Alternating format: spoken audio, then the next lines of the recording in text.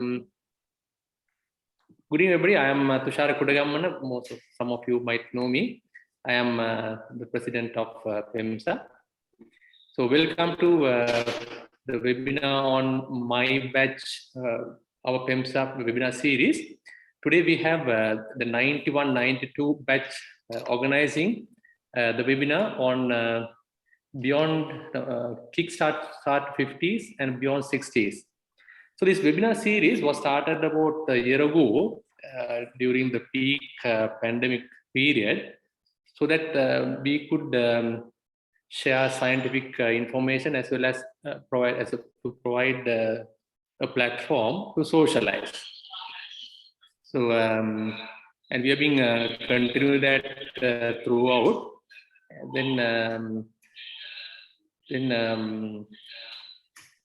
Today we have the 91-92 batch organizing this, and I want to thank Kanchana, then Prabha, and Dr. Vasana Kirdena, then Ajanta, and Tushari Vanigaratna for doing the hard work in organizing this. Then a small facts about PeMSAA we all know. So we have been involved with providing the needy students with financial support, and I'm sure some of you have already supported us. Please continue to do so. So we're also involved in improving students' academic activities by means of so many other activities. And also we are involved in so many infrastructure development activities. So I invite all of you to please visit the faculty now. It's not been with us for some time. There are so many changes happening in the faculty. And also to join as a member. So the membership has become quite easy now. So just log into our website and you will be able to join just online. So without much ado, and also I must thank Sidus Kerala for giving us a platform. And without much ado, let me invite Kanchana to start the proceedings. Over to Kanchana.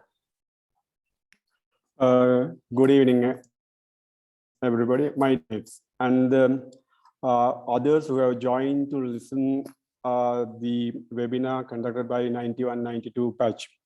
So let me thank the organizers and the founders of this theme of having socializing in a web platform. So let me first thank Dr. Vasanthi Pinto, the last year's president, who has whose idea was this, and then for Tushara Kudagamana for being continuing this idea for the benefit of the PeMSAA members, and this gives us an opportunity to have fun, because we haven't met, our batchmates haven't met for a long time since this COVID pandemic. So I'm very thankful to the PeMSAA for giving us this opportunity.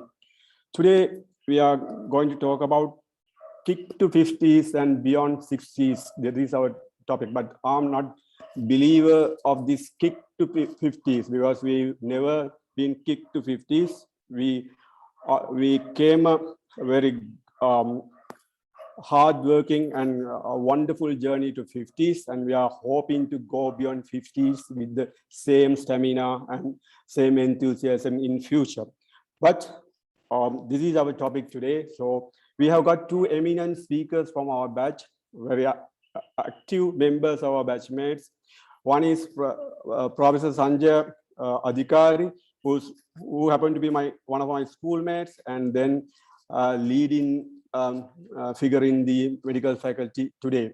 And then Dr. Sanjeewana Amarasingha, who is a psychiatrist, consultant psychiatrist working in Mullaria Hospital, and then Dr. Ruwan Bandara or Ruwan Bandara, who's very famous among us, naming above.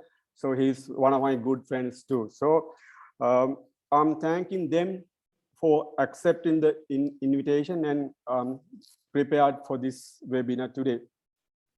Let me introduce my first speaker today. He is Dr. Sanjeewana Amarasingha.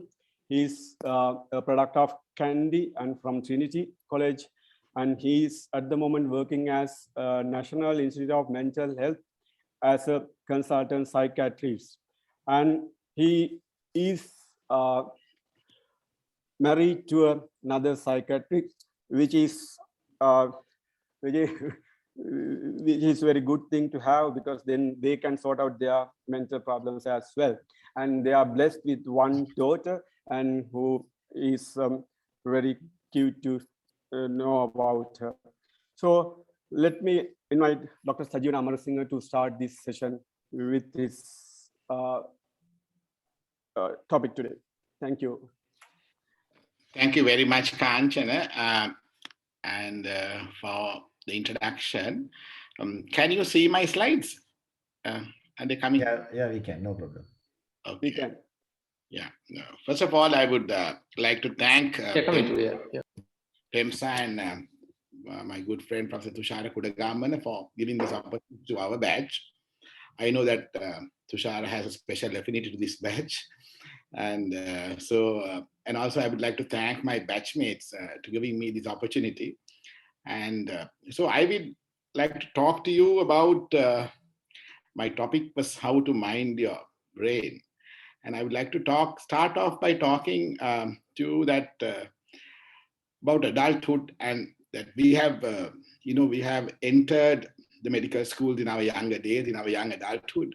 We are past the young adulthood, which is generally defined from 20 to 40. And now we are in what we call middle adulthood, which is from 40 to 65. And generally nowadays we call over 65 as old age. So we have now reached the middle of this middle adulthood period. And probably that is the theme of the seminar today. But I must start off by telling, as Kanchana said, age is only a number, right? So, some people who are 50 may feel old, and they may say, they may be very negative and say that, I'm old and now we are finished and all that.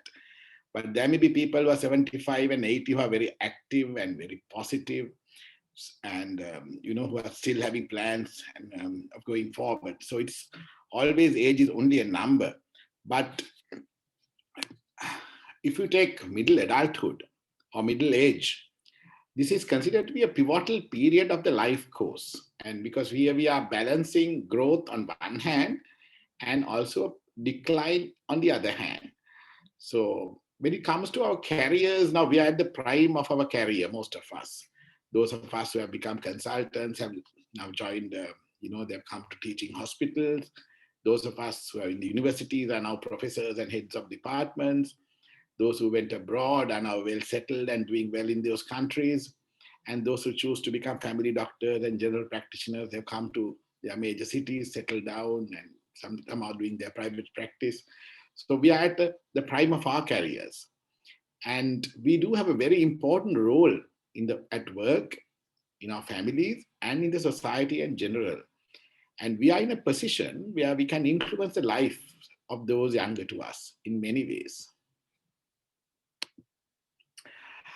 But on the other hand, we have to come to terms with an aging body. And, we have to become more conscious about our health, and we become aware of, the limitations of life. And we also have to deal with things like deaths of our parents, deaths of some of our older relatives. Children are growing up and leaving, and retirement is looming. So these are some of the negative aspects that we have to deal with. And many of us start reliving our lives. Now, we take stock of our achievements and, compare with our original life goals and what have we achieved? What can we do with the rest of our lives? And some start reassessing their commitments to the family, work, and even marriage. And of course, many people have a very negative view on middle age. Have the words of midlife crisis, etc. But I think there's a lot of positive aspects of being middle age as well. Well, I leave the positive aspects to my good friend, Dr. Adikari, who will probably speak of happiness, and I will deal with the more unsavory things, some of the more unsavory things. And one of the most common psychiatric issues that we get as we approach old age. Depression in late life, which is probably the commonest psychiatric illness in late life. It is very much under-recognized and underdiagnosed. And many people consider that depression is just part and parcel of aging, which is a common myth, as I will come to. WHO, there are a lot of different estimates. WHO talks about 10 to 20% of old age people have late-life depression. And this is in the community, but when it comes to nursing home residents in elderly care, patients who are hospitalized, and those with chronic medical illnesses, the percentage is almost double. So depression in late life has a lot of consequences. It is the leading cause of suicide. And if you look at, I don't know if those who are familiar with suicide figures in the country would know that there are two peaks in the suicide rates. First is the teenage or early 90s and early 1920, that age. And there's a second peak in the elderly group, the 60s and the 70s. Sometimes we doctors don't see this peak, we see these patients because most of them make very serious attempts and they don't reach hospital. So old age depression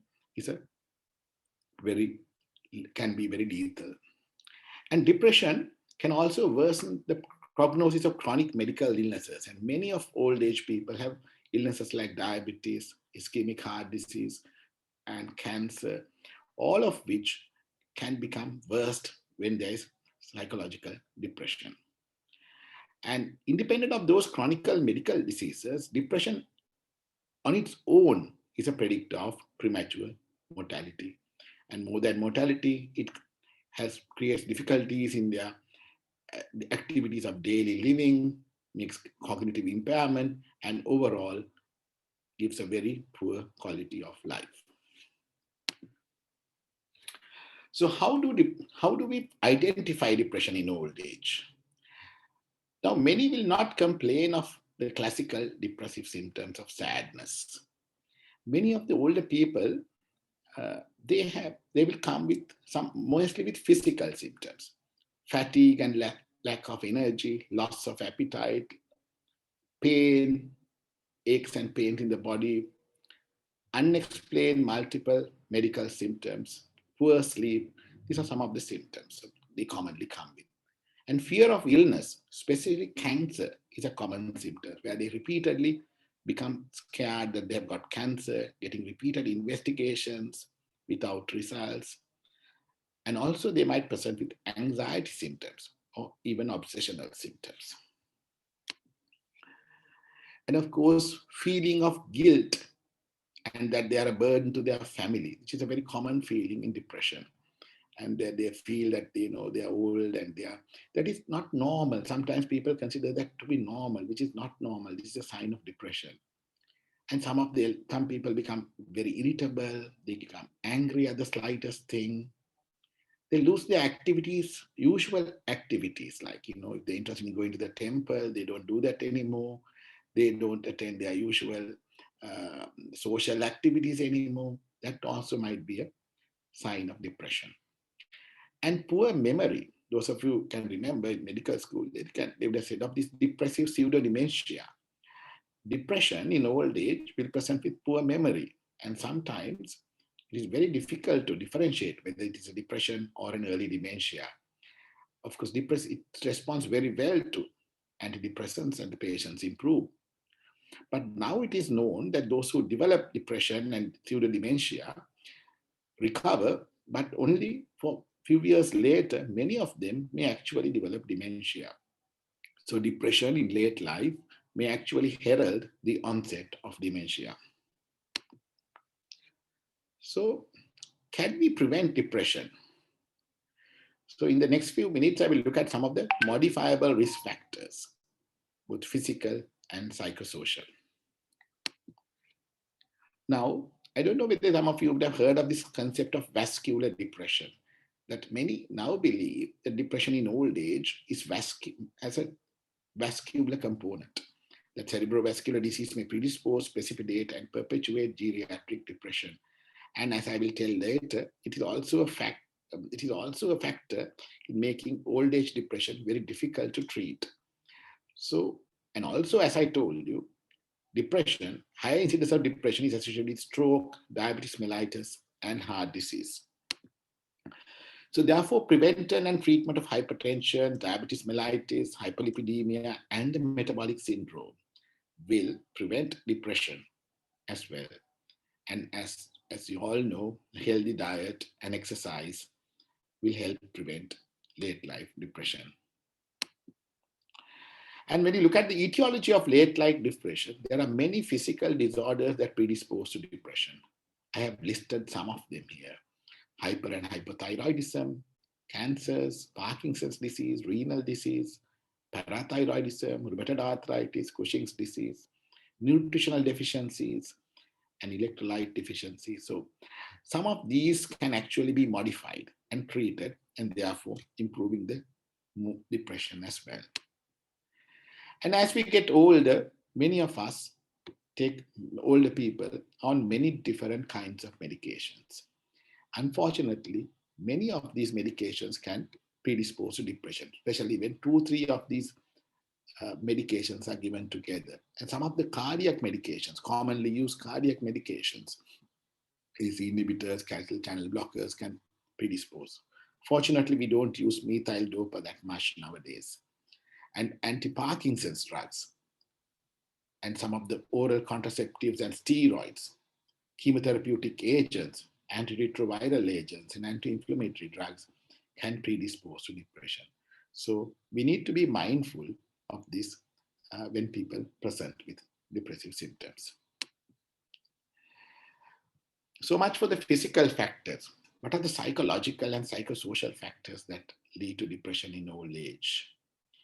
As I told you before, in middle age and in old age, we need to cope with the role changes, retirement from work, children leaving home, and loss of social encounters and leading to social isolation. So how do we prevent these? How do we cope with them? We should start leading an active life, perhaps get into new, start a regular exercise, which is very important in old age, and perhaps start thinking of playing new roles, maybe as grandparents, taking up new things, new activities, like, music, painting, or even CPD activities, or even learning, even doing a postgraduate studies, even doing some kind of postgraduate studies will help you keep active in your later life. So making new social interactions is very important. Some people get involved in religious activities. Others can get involved in voluntary work and charity work. And in this sense, medical associations like the SLMA, the KSM, the professional colleges, as well as school and university alumni associations, including PeMSAA, our batch groups, they have a very big role to play. Because as we retire from work, we have less contact with workmates, our families may get distant from us. These associations, our medical colleagues, our school friends, and batchmates, those associations, those friendships become much, much more important. When I told about get-togethers and associating, I must also mention that alcohol isn't a very good thing in old age. So although we may have to meet, it's good if you can keep away from alcohol, because alcohol is known to increase the incidence of depression. And now we know that even small amounts of alcohol are harmful to the brain. Those days we talked about the J curve, where very mild, small amounts of alcohol was thought to be cardiac protective. But now that theory is no longer valid, and even small amounts of alcohol are considered to be harmful, especially to the brain. The COVID-19 has really brought new challenges to older people. Many elders are confined to the house for months and months now, especially their children are very particular that their elderly parents are not allowed to go out. And many of them are separated from children and family overseas. Some of the elders, they used to change, they divide their time between Sri Lanka and perhaps Australia or England, where their children lived. They used to go and look after their grandchildren. The children used to visit them. Now, all that has stopped, and that has really led to a lot of elderly people becoming depressed these days. And one of the major fears that they have is that children may not even be able to come during an illness. They're really worried about this, although they may not tell you. They're really worried that even when I fall ill or if something happens to me, my children may not be able to come. So in this sense, the social media has an important role in networking with family and friends. Skype and WhatsApp calls and even Zoom meetings like this are very important. And people have become very innovative. I know that people now conduct Zoom birthday parties or even singing sessions where people take turns to sing. And all these have helped people to cope with the pandemic. And also a little bit of word about outdoor exercise. I think for elderly, even during the time of pandemic, outdoor exercise is very important. And I think as long as they keep safe and don't get into crowds, it should be all right. And as I told you, as we go along this path, we will be facing many losses, and we need to develop resilience to face these losses. We might lose our role as a doctor and a teacher as we retire from active service. We also will lose our family and friends through death and bereavement. We may lose our parents, we may lose our spouse, our siblings, and our friends. And sometimes we might even lose our children. We need to brace ourselves to face these losses. We should not be too dependent on anyone, and we should be ready to go on this journey alone and face any possible losses that come along the way. Little bit of words about treatment. Important to identify early, because mild depression is very common among the elderly, and if identified early and treated, it can be cured quite easily. So nowadays, effective and safe treatments are available, not much more than what we learned during our days in medical school. The SSRIs, especially drugs like sertraline, are very safe and very well tolerated. And of course, there are other options like SNRIs, like venlafaxine, some newer drugs like bupropion and mirtazapine, for those the few who don't tolerate SSRIs. And the good old tricyclics too have a role. They are very powerful drugs, especially in resistant cases. And as in old age, perhaps in other specialties as well, we need to start low and go very slowly. We should not overload with antidepressants. Treat very cautiously, but still vigorously. And polytherapy should be avoided as much as possible. And we need to be mindful of drug interactions, as these elderly people are on multiple medications. And as I told you, late onset depression may take longer time to respond, sometimes even 6 weeks or 8 weeks to see a response. And some may even still have residual symptoms.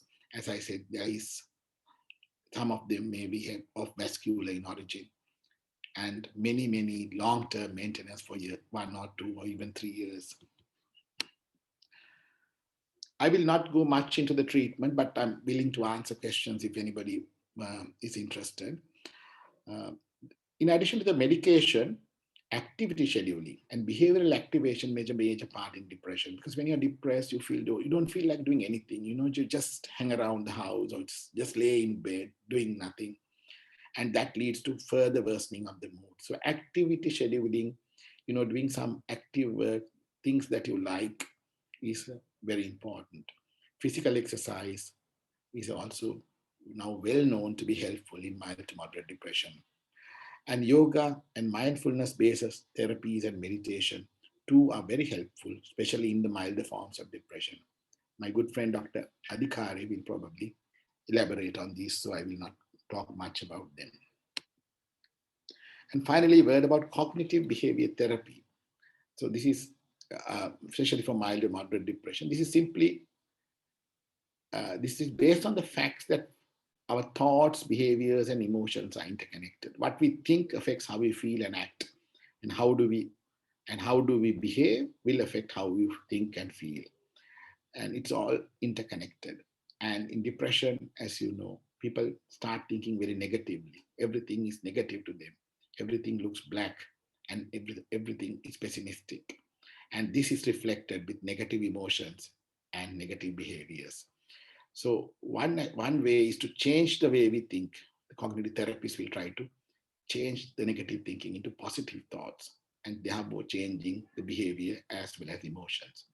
You can do the other way around as well. Maybe, when you have negative thoughts and you don't feel like doing anything, if you force yourself, you make yourself do some positive things.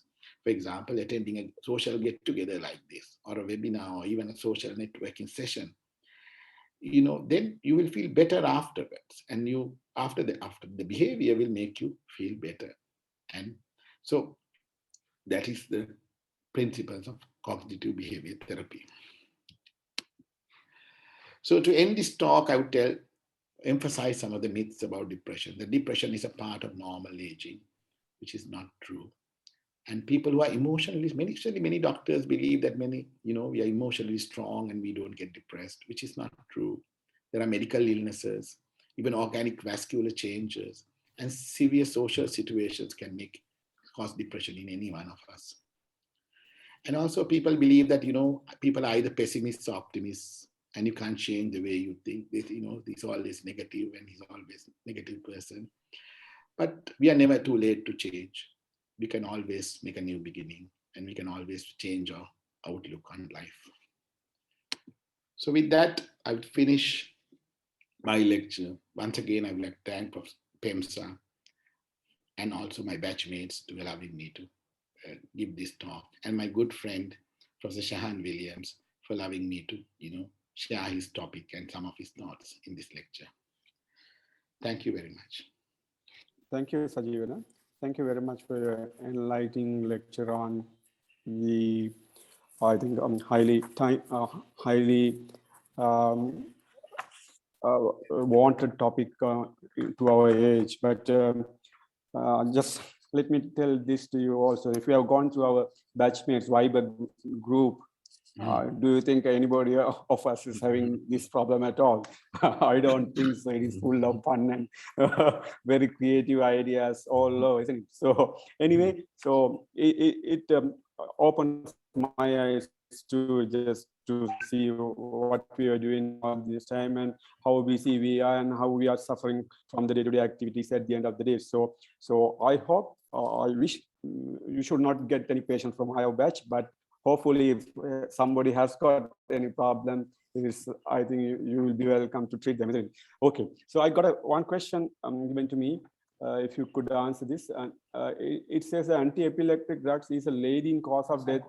Antipsychotic drug is a leading cause of death in old age. Is that true? Or sometimes it says that it is not mentioned in the side effects. Antipsychotics, not antidepressants. The certain antipsychotics, especially some of the atypical antipsychotics like risperidone and olanzapine, are not very recommended in old age because they cause metabolic disorders, right? Especially the new antipsychotics, they cause metabolic syndrome and is a risk factor for stroke. So they should not be used unless really it's essential. Right, but it's not antidepressants, right? Sorry about the question. Yeah, that's all right, but that's a very important question, especially that's like risperidone and olanzapine. They have a black box warning for stroke in old age, but that doesn't mean that we sometimes use them in very low doses for short periods. It's possible to use them, right? But especially what happens, especially in the West, especially in these nursing homes, right? People are on these antipsychotics for years and years and multiple drugs for years and years, and that really increases the mortality. Right? So that's what happened. The old antipsychotics used to have these extrapyramidal side effects, but the new antipsychotics don't have, but they have this, unfortunately, they have this metabolic syndrome. Okay. Okay, thank you. Is there any other questions? Then Sanjeewana can answer them if there are any. We'll move to the next lecture, and I'm happy to answer at the end of the link. Okay. Okay. So I have stopped sharing here. Yeah. So let me introduce the. Hello. Are you clear? Yeah, we can you hear me?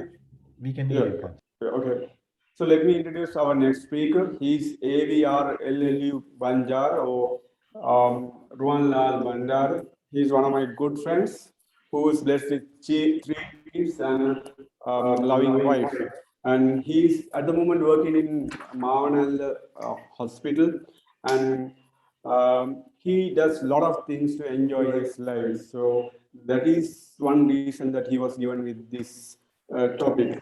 And I think it will be very helpful to the Sanjeevana's lecture as well, to think about what you should be doing to get rid of this depression or any other problem you are getting when you are getting old. So without further ado, let me invite Dr. Ruwan Bandara to give away his lecture. Ruwan? Thanks, Sanjaya. Can you hear me? Yeah. Good evening, and thank you, Kanchana, for your kind introduction. And I must thank the President, Dr. Tushara Kudagamana, President of the PeMSAA and his team and the membership. And special thanks to my batchmates, all the batchmates, and especially Ajanta, Tushari, Dr. Kanchana, and Dr. Prabha for organizing this event and giving me this opportunity to be with you here today.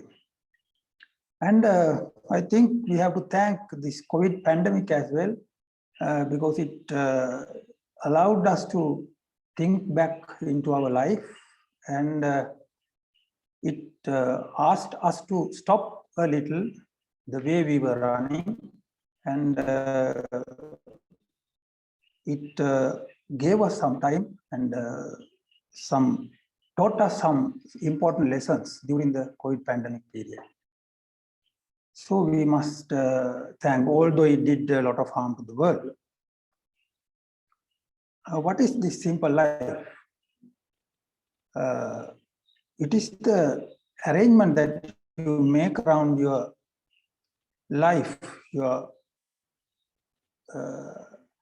so that it doesn't entangle you. So your arrangements around your life has to be simple, and it has to support you, and it has to enhance your life rather than entangling.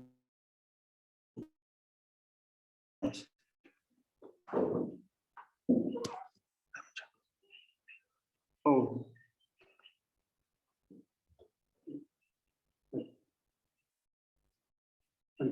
And so when we make arrangements, so we have to arrange in such a way that we can handle our life. And sometimes we shop because the other people are shopping, and sometimes we buy because the other people are buying, and sometimes we buy because the TV advertisement are saying us to buy. And most of our houses, if you see, like warehouses, and there are things that we don't use for many years in our houses. And we have seen the spider making webs to catch the prey. So if a spider is making a web that caught itself in the web, so it's a stupid spider. So we have to make our web in such a way that we are not caught in our own web. So be careful when you are making arrangements around your life. There are simple rules.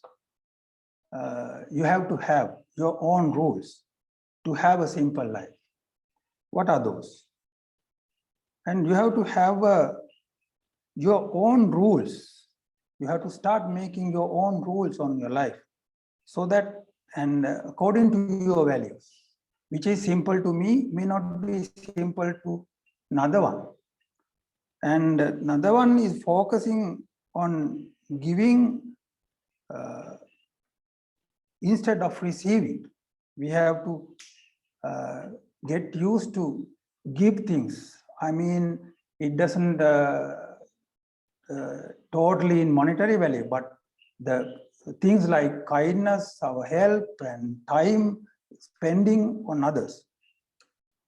And we have to have the ability to, and we have to have the life skill to say no when the things are not incompatible with your life. It doesn't matter. And it is not selfishness. And the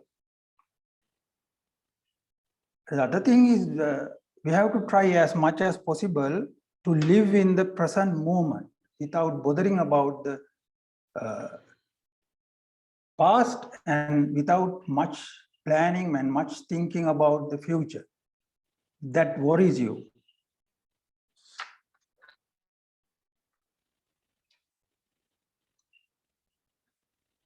And now let's talk about, we'll apply this into our life. Now, when you expect a simple life, it is very important to have a life partner, your husband or your wife, which tally with you. Otherwise, it is going to be a mess. අපි කියනවා කරත්තයක් ඇදගෙන යනකොට ඒ කරත්තේ අදින ගොන්නු දෙන්නම smoothly ඒක ඉදිරියට අරන් ගියේ නැත්නම් මේ ගමන අපිට ස්මූත්ලි නිමා කරන්න බැරි වෙනවා. ඒ හින්දා so we have to have a good life partner which tallies with your ideas.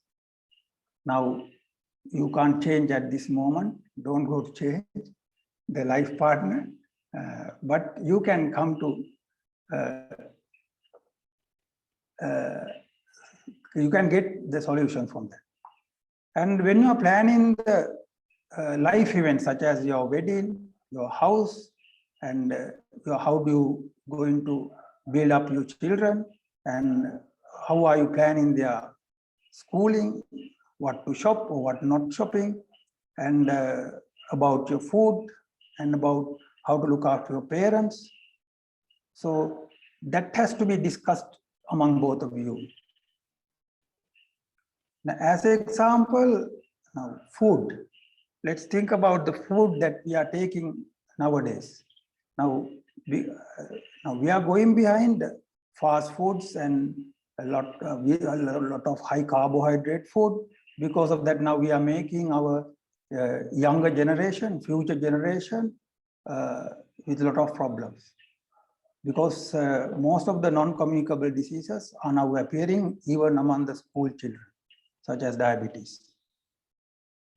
So we have to plan, we have to keep our children safe, and we have to discuss these things with among our children.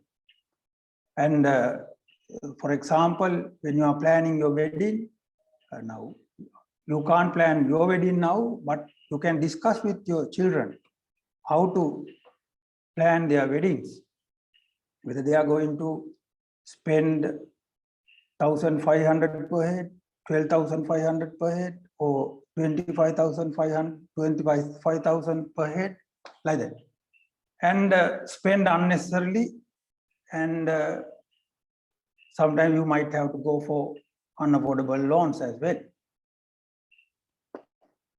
Another important thing, how are you going to handle your economy? This economy today, world economy, not only in our country, is mainly handled by the business population. Actually, everything, from womb to tomb, everything is handled by the business population. We have forgotten our basic needs such as foods, clothes, and shelter. And we are going far beyond, and we are trapped with these business ideas. So as professions, especially, we have to, as much as possible, we have to away from unaffordable loans, especially doctors. When we start our life, the people expect us to have a beautiful car and a big house, and otherwise they will ask, why doctor, why are you going by foot, and like that. But if you go for unaffordable loans when you just starting your life, invariably you will become inhuman, because when you are committed to earn and earn and earn, you tend to cheat the people. We have seen it. We have seen it among our population, our people. Because if there is a patient coming to you, which he might need some basic health education or some advices, but without giving advices, we might prescribe and we might charge that patient. So that should not happen by a profession. Can be done by some usual mudalali, but not by us. That's not, it should not happen. And when we are earning, a lot of people are coming around us, and they are giving a lot of business ideas, and they are trying to catch us, and what they want is to earn from us. So be careful when you are, especially they offer loans, and they suggest some big, sometimes big insurance policies, and once you go on, you will be facing difficulties to pay them. And once you go into earn and earn, you tend to forget your loved ones, your children, your family, and all. And sometimes you are somewhere else, and your wife and the family is somewhere else. So you will tend to forget them. And we forget the needs and requirements. And most of the time we compare our life with the others. So that is why I told you to have simple rules, such as you have to make your own rules to your life. Otherwise, we will try to with the others, how they are living, and we might buy things, and we might do things, and we might build our places by comparing with the others. So you are going to be in trouble. And on the way, in some point, we have to get used to say enough. That is enough for me, and it is enough for earning. Now I am getting enough money, so this is enough. Otherwise, there is no end. And the other thing, when we are how we are going to manage our children and their education. Now, from their school, from the beginning of the schooling age, we tend to cheat, and we bribe a lot to send our children, to admit our children to the schools. And sometimes the families get separated in secondary education when your child is go through an exam. Sometimes mother goes with the child, and poor father is with somewhere. And other thing, for the lot of people trying to give foreign education for our children, and people who are unaffordable send their children to foreign countries, and they pump a lot of money to the foreign countries unnecessarily. Sometimes they are having enough facilities even having here. And even nowadays, it was not there in our time when we are doing our higher study. Now even the children are allowed to take loans. So they are trapped even before they are earning, even before they get a job. And we should not forget the way we grew up. We have forgotten. We should not. Actually, I was born in Kegol, but we shifted to Polonnaruwa in 1976, and I started my life in a rural small school, Gallamunu Mahavidyalaya, and then I went to Royal Central College. I did my O-levels there, and I came to the Dharmaraj College for A-levels. While I'm doing doing A-level, my father died, and I had to face a little problem. That is a natural phenomena. So, but I won won this match, and I entered to the Peradeniya University. I became a MBBS graduate, and we came step by step. But we have forgotten our childhood, and now we are pushing our children sometimes unnecessarily, not like in our days. Now we are giving a lot of stresses to them, and they are fed up with education, and they don't have a childhood. So, very pathetic situation. Actually, I practice these things because my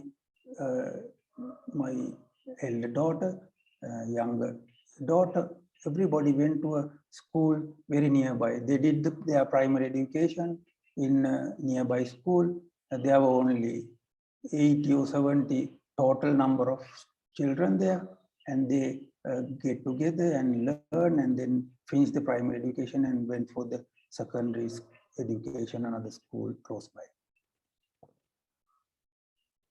And other thing, when we are doing our job,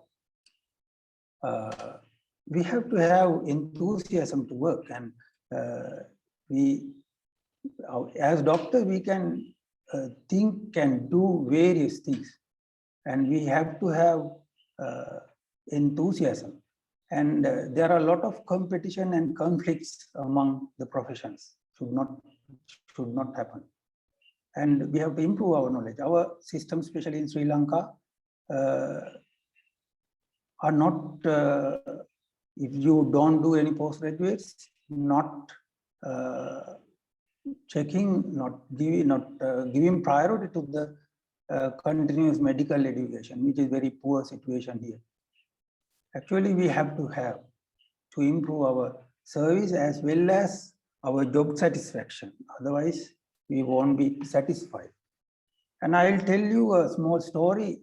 When I was doing my job at Hasalaka as a MOH, I have told some of my friends, there are several stories there. Actually, the Hasalaka period is my golden era. And there was one lady, Bisomeniki. She was in a remote village. She is unmarried and having 2 children. And she met me in the antenatal clinic, Batumula Hospital, at her 3rd pregnancy. And it was about 24 weeks of POA. And I clinically diagnosed that she's having ASD. And I can remember she had features of moderate pulmonary hypertension as well. And it was a very remote village. We have to go by the vehicle for about 20 kilometers, and we have to walk for about nearly 5 kilometers through the jungle to that village. It was Udagala de Boka. And when I met her, I advised her to come within about another 2 weeks' time. And I explained the situation because previous 2 deliveries were home deliveries. So I asked her to come in 2 weeks for us to send her to the Kandy hospital. My Mayangana was not developed at that time. And but she didn't come. And I waited for about another couple of weeks. She didn't come. So I talked to my midwife and Gram Sevaka and the policeman and the midwife. We got together and we had to walk to that village. And by the time we arrived there, she was not there. She was in the chain, another 1 kilometer to the chain. And I walked with another child who showed me the way, and she was there working, and I explained the situation. However, I explained, she didn't understand. It is really a risk to have a home delivery. So we'll go to the hospital, but she's not agreeing with me. And ultimately, I told her, Bisomaniki, මට දැන් ඉතුරු වෙලා තියෙන්නේ දන ගහලා වැඳලා කියන්න විතරයි. එහෙනම් මම දැන් ඒකත් කරනවා. අපි හොස්පිටල් යමුද බැරිද? Then she agreed and she came to home, and at that time only she showed the other faces. Midwife has come, and we took her to a nearby hospital, and we gave everything. And before that, I must thank Dr. VOG, our former VOG, I can't remember. And we have spoken to him, and he asked us to send that patient. And he did a marvelous job, and she came back after assessing and managing properly. If I didn't do that, I would have presented a maternal death in a maternal death conference, and nobody will blame me.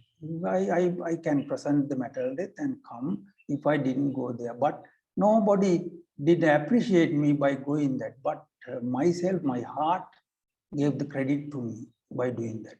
So there are so many stories like that at that time, and like that you also might be having stories like this. So we have to have good enthusiasm to work as a medical professional. And a small thing about the leisure and the retirement we have to plan. And as Dr. Amarasingha told, to alleviate old age depression and loneliness, we have to arrange some hobbies such as traveling, reading, keeping company with the friends, and gardening, some community work to keep your mental status healthier. And it is very important to be a good. So, how do you become a good human? Everyone knows what is good and what is bad, and so we are the one that can stay away from bad things, and we are the animal that grow our good things, like growing flowers in our mind by alleviating, by taking out the weeds from our mind. So that only a human being can do it. And all the things such as distress, tension, anxiety, depression, everything comes when we don't use our intelligence. Now, most of the time we use our intelligence to work against you, most people. And we have to make our intelligence working for you, working for us.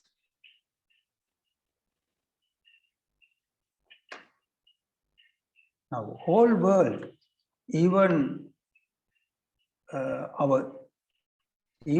for our children, and the way they are assessed, we think that keeping everything in mind, the memory, as intelligence. No, that is not.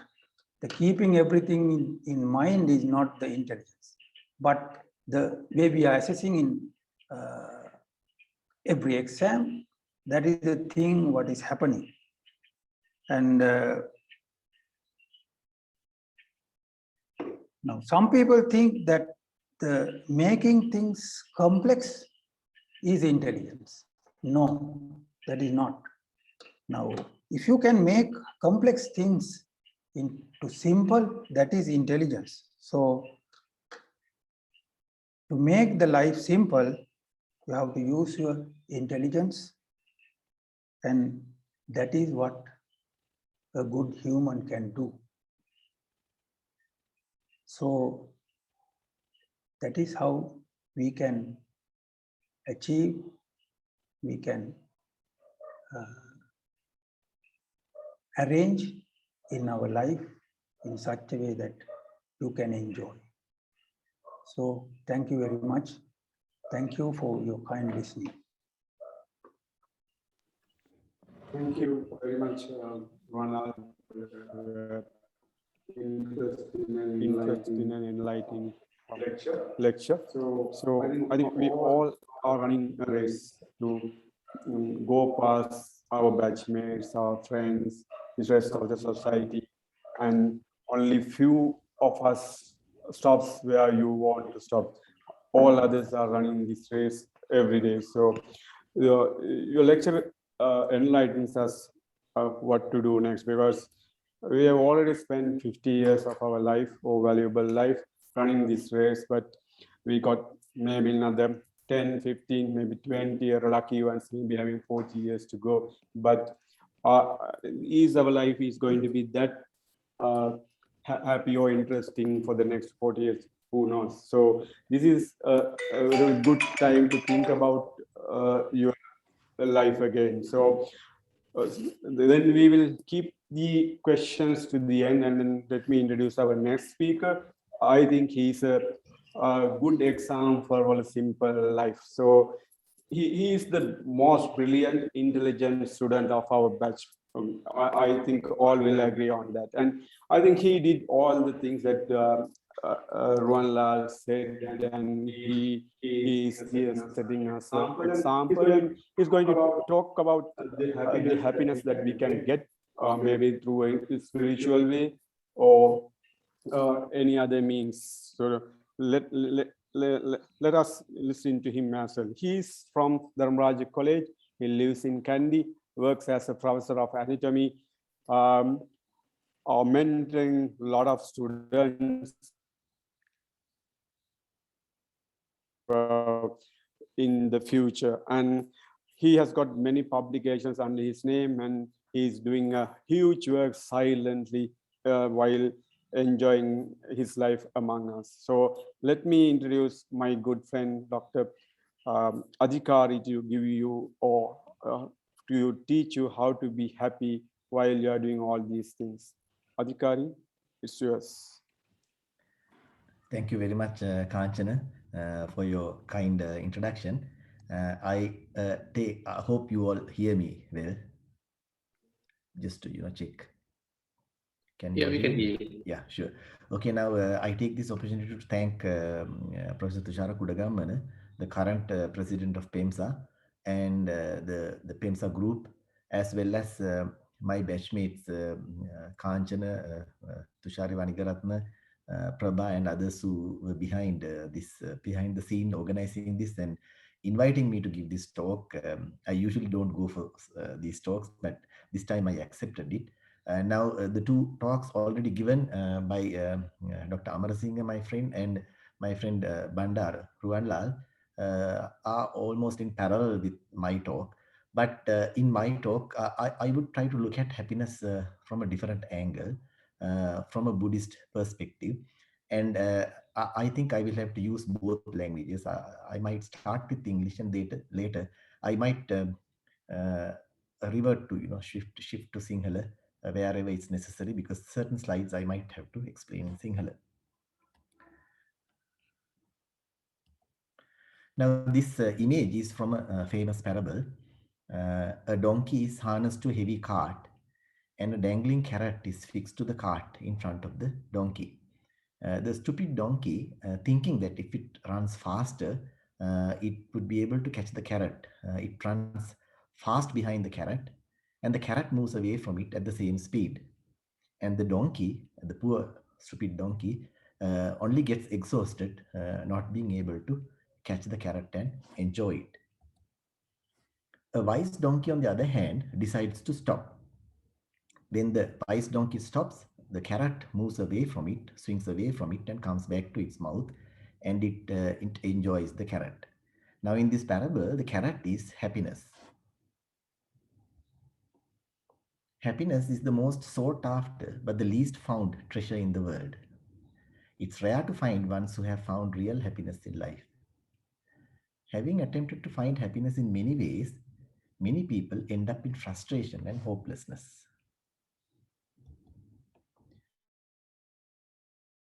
We seek happiness in the right manner. The untrained mind is never content with what it already possesses. Something else is always there for such ordinary minds to run after for happiness, maybe until they reach the verge of their lives.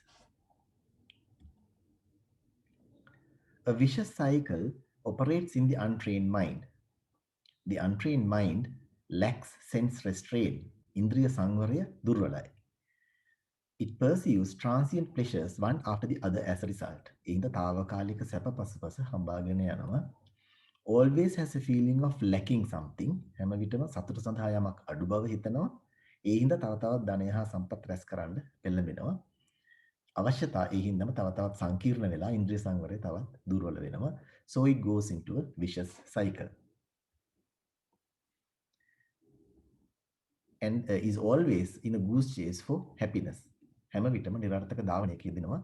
And in the end, there is only discontentment and exhaustion. අසතුට අතෘප්තිය හෙම්බත් වීම විතරයි අන්තිමට ඉතුරු වෙන්නේ. Now the previous talker Dr.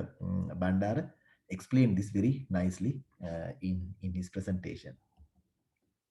Do we search for happiness at the right place? People with untrained minds turn towards the external world for happiness. Their minds are peaceful and happy only when the external inputs are pleasing. The moment the external inputs become unpleasant, their happiness evaporates. They blame the outside world for making them unhappy. Having spent more than half of our lives, I'm telling my batchmates here especially, it's high time that we wisely reflect whether we seek happiness in the right manner and search for it at the right place.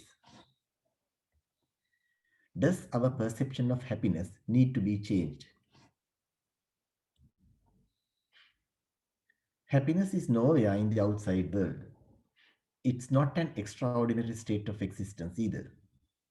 It is right here and right now in the mind which lets go of the past and the future and sees the true nature of the presently arising phenomena. Introspection, ඇතුළත බැලීම, is the key to find it within us. It is in this very conscious body that suffering, the cause of suffering, the cessation of suffering, and the path leading to the cessation of suffering can be found. They are called Four Noble Truths.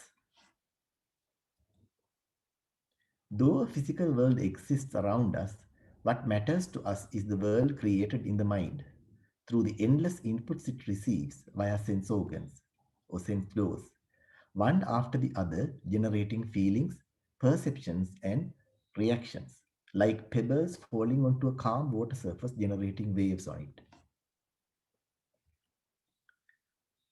Non-judgmental awareness and clear comprehension of the present moment, right now, right here, is called mindfulness. මේක මම පොඩ්ඩක් සිංහලෙන් explain කරන්න. Non-judgmental awareness කියලා කියන්නේ හුදු අවධානය. ඒ කියන්නේ විනිශ්චයකින් තොර, ප්‍රතික්‍රියාවකින් තොර දැන හිඳීම තමයි මෙතනදී අදහස් කරන්නේ. Clear comprehension කියලා කියන්නේ සිහි නුවණ. Clear comprehension කියලා කියන්නේ නුවණ. එතකොට දැන හිඳින්නේ යමක්ද හුදු අවධානය හරහා ඒ ගැන තියෙන නුවණ. මොකක්ද නුවණ? ඒ අවධානයට ලක් වෙච්ච දේ හට ගැනීම, ඒක පවතින විදිය සහ ඒක ඉවර වෙලා යන විදිය ගැන තියෙන නුවණ. දැන් මේකට සිංහලෙන් කියන්නේ සිහි නුවණ කියලා. Mindfulness එකට කියන සිංහල වචනේ. Mindfulness can be developed in four ways. We can be mindful about our body, our feelings, our mind states, and mind objects. මේක තමයි මේ බුදුදහමේ සතිපට්ඨාන භාවනාව කියලා කියන එක තමයි මම මේ සරල විදිහට කියන්නේ. ඒක ශරීරය ගැන අවධානය තියාගන්න පුළුවන්, වේදනාව ගැන, සිතේ ස්වභාවය ගැන සහ සිතුවිලි ගැන අවධානය තියාගන්න පුළුවන්. එතකොට ශරීරය ගැන අවධානය තියාගන්නකොට හුස්ම ගැන අවධානය තියාගන්න පුළුවන්. අපි ආනාපාන සතිය කියලා නමක් ඒකට දෙනවා. ඊට පස්සේ ඉරියව් ගැන posture එක movements අත් කකුල් නැමෙනකොට දිගෑරෙනකොට ඇවිදින වෙලාවට වැඩ කරන වෙලාවට ඒ වෙන movements ගැන අවධානය තියාගෙන ඉන්න පුළුවන්. අනිත් එක තමයි anatomical body parts ගැන අවධානය තියාගෙන ඉන්න පුළුවන්. දැන් move වෙනකොට අතද move වෙන්නේ, ඇඟිලිද move වෙන්නේ, ඔළුවද move වෙන්නේ කියලා එහෙම තියාගෙන ඉන්න පුළුවන්. මේක list එකක් තව තියෙනවා. මම ඔක්කොම list එකේ මෙතන ලියුවේ එතකොට වේදනාවල් වලට ආවට පස්සේ feelings, it can be either pleasant feelings, unpleasant feelings or neutral feelings. ඒ කියන්නේ සුඛ වේදනාවල් කියලා කියනවා, දුක්ඛ වේදනාවල් කියලා කියනවා, උපේක්ෂා වේදනාවල්, අදුක්ඛම සුඛ වේදනාවල් කියලා කියනවා. Mind states, සිතේ ස්වභාවය කියලා කිව්වහම you look at the mind as a whole. ඒ කියන්නේ සමස්තයක් විදිහට මනසේ තියෙන ස්වභාවය මොකක්ද මේ වෙලාවේ කියන එක තමයි එතනදී බලාගෙන ඉන්නේ. එතකොට මේක තරහ සිතක්ද, තරහ නැති සිතක්ද? මේක මේ රාග සිතක්ද, රාග නැති සිතක්ද? ඒක distracted, ඒ කියන්නේ විසිරිච්ච සිතක්ද, concentrated සිතක්ද කියන විදිහට මේක තව ආකාර තියෙනවා. ඒ විදිහට සිතේ ස්වභාවය ගැන as a whole දැනගෙන ඉන්න එක තමයි මෙතනදී කරන්නේ. ඊට හතරවෙනි ආකාරය එතනදී තියෙන්නේ දැන් පළවෙනි කීදී තුන්වෙනි කීදී බැලුවේ සිතේ ස්වභාවය as a whole, ඊළඟ කීදී බලන්නේ සිතුවිලි වල ගැන තමයි අවධානය තියන්නේ. ඒකට තමයි mind objects කියලා කියන්නේ. ඔකට ධම්මානුපස්සනාව කියලා තමයි මේ බුදුදහමේදී කියන්නේ. මම මේක වඩාත් පැහැදිලි කරන්න මේ ඩයග්‍රෑම් එක අරගෙන ඉදිනදා ජීවිතේ කොහොමද මේක ඇප්ලයි කරගන්නේ කියන එක. Now mindfulness can be practiced at any place at any time. ඒක තමයි මතක තියාගන්න ඕනේ ඉස්සෙල්ලාම. අපි questions තියෙනවා පස්සේ ගමු. එතකොට මේ දැන් කට්ටිය සමහර වෙලාවට දැන් කට්ටිය කියනවා මේ busy life එක busy හින්දා වැඩ කරන්න මේ ඉඳගෙන භාවනා කරන්න වෙලාවක් නැහැ. මේ අමාරුයි ඉඳගෙන භාවනා කරන්න වෙලාවක් හොයාගන්න නැහැ කියලා. දැන් ඒකට තියෙන හොඳම විසඳුම තමයි මේ mindfulness meditation practice එක. මොකද මේ mindfulness practice එක හරහා පුළුවන් ඒ හිතට ඕනේ භාවනාවක් කරා දෙන අවස්ථාව ලබා දෙන්න ඒක ඩිවෙලොප් කරන්න. දැන් මේකේ මුල ඩයග්‍රෑම්ස් වල තියෙන්නේ දැන් ක්ලීනින් කරන වෙලාවට ගෙදර. එතකොට මේ ට්‍රෙඩ්මිල් එකක් වගේ එක්සර්සයිස් කරන වෙලාවට එහෙම නැත්නම් පාරේ හරි පඩි පෙලක් නැගලා යන වෙලාවට ඇවිදින වෙලාවට හරි දුවන වෙලාවට වෙන හේතුවකට එතකොට වොෂ් කරන වෙලාවට එහෙම නැත්නම් টয়ලට් එකක් යූස් කරන වෙලාවට දත් මදින වෙලාවට මේ ඕනම වෙලාවකදී වැඩිපුරම තියෙන්නේ කයේ ක්‍රියාකාරීත්වය. එතකොට මම කිව්ව හතර ආකාර සිහියෙන් වඩා ලේසි කයට සිහිය තියන්න. ඒතර කයේ මූවමන්ට්ස් වලට සිහිය තියත හැකි ඒ වෙලාවේ දැනෙන්නේ කොයි පාර්ට් එකද කියන එකට සිහිය තියත හැකි, පොස්චර් එකට සිහිය තියත හැකි. එතකොට දැන් මේ සිහිය තැබීම හරහා වෙන්නේ මනසට ඇන්ක වෙන්න තැනක් අල්ලලා දෙන එක. නැත්තම් මනසේ ස්වභාවය තමයි අතීතයට, අනාගතයට සහ වර්තමානයේම මේ දුරටු හරහා එන ඒවා හරහා ඒවා පස්සේ දුවන එක. ඒතර එහෙම මනසකට බෑ මේ පැහැදිලි අවබෝධයක් ලබා ගන්න ඒ වෙලාවේ පහළ වෙලා තියෙන දෙයට මොකද වෙන්නේ කියලා මනසේ.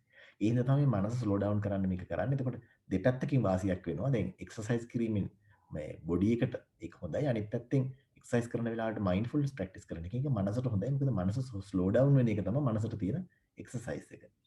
දැන් ඊට අමතරව දැන් අපි බැලුවොත් දැන් කාර් එකක් එලවන වෙලාවට එහෙම නැත්නම් නිවුස් අහන වෙලාවට වගේ වෙලාවක් ගත්තොත් දැන් විශේෂයෙන්ම ලංකාව වගේ රටක හිත ඇවිස්සෙනවා තමයි ගොඩක් වෙලාවට වෙන්නේ. දැන් කාර් එකක් කරනකොට ඉස්සරහින් යන එක නයි ඉස්සර කරන්න දෙන්නේ නැත්නම් හරි පිටිපස්සෙන් එන එක න දිගටම හෝන් ගහනවා නම් හරි එක්ක වැරදි පැත්තෙන් ඕවර්ටේක් කරගෙන යනවා නම් හරි කවුරු හරි දැන් නිවුස් බලනකොට විශේෂයෙන්ම පොලිටිෂියන්ස්ලා කතා කරනකොට පොලිටිකල් ඉෂුස් දෙනකොට තමන්ගේ පොලිටිකල් ඇෆිලියේෂන් එක වෙනස් නම් ඒ අදාළ එක්කනට වඩා එතකොට තරහසිත ඇති වෙන්න පුළුවන්. මේ තරහසිත විදිහට දැනගෙන ඉන්නවා ඒ වෙලාවට without reacting to it. ඒ වගේම තමයි දැන් තරහ නැති සිත් වෙන්නත් පුළුවන්. ඒ වගේ වෙලාවල අපි හිතුවට හැම වෙලේම එනකොට ඒතර තරහ නැති සිතක් කියලා එක දැනගෙන ඉන්නවා. ඒ වගේම අනිත් සිත් ලෝභ සිත් වෙන්න පුළුවන්, රාග සිත් වෙන්න පුළුවන්, රාග නැති සිත් වෙන්න පුළුවන්. ඒ සිත් විදිහට දැනගෙන ඉන්න පුළුවන්. මේක එච්චර අමාරු දෙයක් නෙමෙයි කරන්න පුරුදු වුණාම. අනිත් කාරණාව තමයි රැකියාව. මෙතන ඉන්නේ ඔක්කොමලා වගේ ડોක්ටර්ස්ලා මම හිතන්නේ. දැන් ડોක්ටර් කෙනෙක් රැකියාවට යනකොට රැකියාවේදී ડોක්ටර් කෙනෙක් හිත දිහා බලාගෙන හිටියොත් ගොඩක් වෙලාවට පේන්නේ නියම විදිහට ડોක්ටර් කෙනෙක් විදිහට ප්‍රැක්ටිස් කරනවා නම් එම්පති එක කියන්නේ මුදිතාව, කරුණාව වගේ දේවල් තමයි ડોක්ටර් කෙනෙක්ගේ හිතේ තියෙන්නේ. ඒකට මේක හැම වෙලේම එහෙම විය යුතුමයි කියලා එකක් නැහැ. දැන් හිතන්න ලෙඩා ડોක්ටර් කියන ඒවට හරියට අහුම්කම් දෙන්නේ නැත්නම් හරියට බෙහෙත් බොන්නේ නැත්නම් ඒ කියන විදිහට ඉන්නේ නැත්නම් අපිට හිතනොත් එහෙම මේ ලෙඩා පණ්ඩිතයි කියලා වගේ හිතනොත් එහෙම ලෙඩත් එක්ක තරහක් එන්න පුළුවන්. ඒ වෙලාවට තියෙන තරහසිතක් අරසිත නෑ ඒ වෙලාවට. එතකොට ඒක බලාගෙන ඉන්න පුළුවන්. අනිත් එක තමයි දැන් අපි ප්‍රයිවට් ප්‍රැක්ටිස් වලට යනකොට දැන් ලෙඩ්ඩු ගාන අඩු වෙනකොට වැඩි වෙනකොට වගේ වෙලාවල් වලට පහළ වෙන ලෝභ සිත් පහළ වෙනවද නැද්ද කියන එකත් බලාගෙන ඉන්න පුළුවන්. ඒකෙන් අපිට ලොකු වාසියක්මයි වෙන්නේ. මොකද අපේ ඇතුළේ යන ක්‍රියාවලිය අපිට පේනවා. මේකේ තියෙන වාසිය අපි දැන් ලෙඩෙක් බලනකොට එළිය දෙයක් බලන්නේ. ඒත් එක්කම ඉන්ට්‍රොස්පෙක්ෂන් එක තිබ්බොත් අර මං කිව්ව විදිහට අනිත් පැත්තෙන් එකම වෙලාවේ ලෙඩා බලන වෙලාවෙම ඇතුළත බලාගෙන ඉන්න එකත් සිද්ධ කරන්න පුළුවන්. දැන් ඒ වගේම තව දෙයක් තමයි දැන් ළමෙක් ගෙවල් වල ඉන්න අපි දරුවන්ට අපි උගන්වන්න පටන් ගත්තොත් ඒක කියන්නේ හැම වෙලෙම කරන්න ඕන වැඩක් කියලා. දැන් ගණන් හදන වෙලාවට එක වෙන සබ්ජෙක්ට් එකක් කරන වෙලාවට දැන් අපි ඉස්සර ඒක කරපු විදිහයි දැන් එයා කරන විදිහයි අතර ලොකු වෙනස්කම් තියෙන්න පුළුවන්. එතකොට දැන් එතන තියෙන නොසන්සුන්කම් තරහවල් කම්පැරිසන්ස් ඒව හොඳට බලාගෙන ඉන්න පුළුවන් ඇත්තටම ඩේ ටු ඩේ ලයිෆ් එකේ. අනිත් එක තමයි මේ ඔක්කොම කරන අතරේ ඇත්තටම Tamanට වෙලාවක් හම්බුනොත් ඉඳගෙන භාවනාවක් කරන්න පැහැදිලිවම මේ ඉඳගෙන කරන භාවනාවට අර හතර ආකාරයෙන් එකක් එකතු කරගන්න පුළුවන්. දැන් ඒක බොඩි එක ගැන බලන්න පුළුවන්. ඒ කියන්නේ ආනාපාන සතියම බැලුවොත් එහෙමනේ. එහෙම නැත්නම් කය ඉරියව්ව බලන්න පුළුවන්. කය තියෙන විදිහ, කයට දැනෙන දේවල්, මනසට දැනෙන දේවල්, මේ වේදනාවල මම කිව්ව විදිහට සිතේ ස්වභාවය ඒව අරගෙන භාවනාවක් විදිහට ඒක කරන්න පුළුවන්. One who practices it will soon realize that only a single door is active at a given time. When we see, we do not hear. When we hear, we do not feel, and so on. ඒ කියන්නේ දැන් මෙතන කියන්නේ මේක දිගටම දැන් මේ mindfulness practice එක කරගෙන ගියොත් එයාට තේරෙන්න පටන් ගන්නවා ටික ටික මේ sense dose ගත්තාම ඇස කන නාසය දිව ශරීරය මනස කියන ඒවා අපිට හිතුණාට මේවා ඔක්කොම එකවර තියෙනවා කියලා එකපාරකට තියෙන එකයි. දැන් මෙතන ඔයගොල්ලෝ මේ වෙබිනාර් එක අහගෙන ඉන්නකොට දැන් ඔයගොල්ලෝට මාව පේනවා, මගේ ෂෙයා කරන ස්ක්‍රීන් එක පේනවා, මං කියන සවුන්ඩ් එක ඇහෙනවා. එතකොට ඒ අතරෙම ඔයගොල්ලෝට එන්න පුළුවන් වෙන දේවල් හිතේ යන කතාවල් එන්න පුළුවන් මේ ප්‍රසන්ටේෂන් එක ගැන හරි කරන පුද්ගලයා ගැන හරි ඔයගොල්ලෝට ඒක ඇප්ලයි වෙන ගැන හරි දැන් එතකොට ඔයගොල්ලෝට හිතෙන්නේ දැන් මේවා ඔක්කොම එකවර එක මොහොතේ වෙනවා කියලා. ඒ වුණාට එහෙම නෙමෙයි වෙන්නේ. ඊටාම වේගයෙන් මේ සෙන්ස් ඩෝස් මාරු වෙවි යන හින්දා එකට පස්සේ එකක් යන හින්දා අපිට හිතෙන්නේ මේ ඔක්කොම එකතන තියෙනවා කියලා එකපාරකට එකක් තියෙනවා කියන එක ඊටාම වැදගත් අවබෝධයක් වෙනවා. Then when we go to sleep, it's merely the six sense doors that go to sleep. And when we wake up, it's the six sense doors that wake up. And when we work or do anything else, it's the six sense doors that work. You soon realize that it's an empty process without an agent, with no agent. Based on the extremely rapid activity of sense doors, one after the other, a notion of a duality of an existing world and an observer, object and the observed object and the subject is created in the mind, world and I. Then මේ rapid process එක මම අර කලින් කිව්ව sense doors ඉක්මනට මාරු වෙලා යනකොට ඒකෙන් වෙන දේ තමයි එළිය ලෝකයක් සහ ඒ දැන ඉන්න ඒ ලෝකයේ දැනගෙන ඉන්න මමෙක් කියන මේ බෙදීම ඇති වෙනවා, ඩුවැලිටි එක ඇති වෙනවා. දැන් බුදුරජාණන් වහන්සේ මේක කිව්වේ magic of the mind කියලා කිව්වේ මේකට. අපි ඔක්කොමලා මේ magic of the mind එකත් එක්ක තමයි ඉන්නේ. දැන් මේ presentation එක යන වෙලාවෙත් අපි ඔක්කොමලා ඉන්නේ මේ magic of the mind එකත් එක්ක. ඒ හින්දා ඒක සාමාන්‍ය experience එකක් විදිහට තමයි අපිට තේරෙන්නේ. අපිට පුළුවන් නම් මේකට අවධානය යොමු කරලා මේක තේරුම් ගන්න බලන්න. දැන් ඇහැ වැඩ කරන වෙලාවට ඇහෙන් කරන ක්‍රියාව තමයි දකින්න දෙයක්, එළියේ තියෙන දකින්න ඔබ්ජෙක්ට් එකක් සහ දකින්න මමෙක්, දකින්න කෙනෙක් වෙන් කරලා දෙපැත්තට පෙන්නනවා. කනට ඇහෙන වෙලාවට කනෙන් කරන්නේ එළියේ ඇහෙන සවුන්ඩ් එකක් සහ ඒ සවුන්ඩ් එක අහගෙන ඉන්න කෙනෙක්. ඒ කියන්නේ මම දෙපැත්තට වෙන් කරනවා. දැන් නහයට ගඳක් හරි සුවඳක් හරි දැනෙනකොට එළියේ තියෙන ගඳ හරි සුවඳ හරි සහ ඒක අහගෙන ඉන්න කෙනා වෙන් කරනවා. ඒ වගේම තමයි ඊතුරු මේ සෙන්ස් දෝස් වලටත් අදාළ වෙන්නේ. දැන් මේක මෙහෙම වුණාට රියැලිටි එක ඒක නෙමෙයි. රියැලිටි එක ඒක නෙමෙයි. ඇත්තටම නම් දැන් ඇහෙන් පෙනෙන දෙයක් සහ පෙනෙන මමෙක් ඇති කරන තැන ඇත්තටම තියෙන්නේ දැකීම් ක්‍රියාවලියක් විතරයි. දැකීමේ ක්‍රියාවලියක් විතරක් තියෙන තැනක තමයි අර දෙපැත්තක් බෙදලා දෙකක් දිනනවා කියලා පෙන්වන්නේ. ඒතකොට මෙතන කිව්වේ දැකීම් මාත්‍රයක් විතරයි තියෙන්නේ. දැකීම් මාත්‍රය තමයි දෙපැත්තට කඩලා මනසින් පෙන්වන්නේ. මනසේ මැජික් එක ඒක. ඒ වගේම දැන් ඇහෙන එක ගත්තොත් ඇහිමේ ක්‍රියාවලියක් විතරක් තියෙන තැනක, ඇසීම් මාත්‍රයක් විතරක් තියෙන තැනක ඇහෙන සවුන්ඩ් එකක් සහ ඒ අහගෙන ඉන්න කෙනෙක් ක්‍රියේට් කරනවා මයින්ඩ් එකෙන්. ඒ වගේම තමයි ඊතුරු සෙන්ස් ඩෝස් වලට හැම වෙලෙම දෙපැත්තක් ක්‍රියේට් කරන එක තමයි මේකෙන් කරන්නේ. ඒතකොට දැන් මේක ඊටාම අමාරු දෙයක් ඩිටෙක්ට් කරගන්න. ඒ වුණාට දැන් මේ mindfulness practice එක දිගටම කරගෙන යන එක්කෙනෙක් නියම විදියට සිහියයි නුවණයි දෙකම පාවිච්චි කරලා මේක හිමින් ඩිටෙක්ට් කරගන්න පුළුවන් වෙනවා කියන එක තමයි බුද්ධ දේශනාව.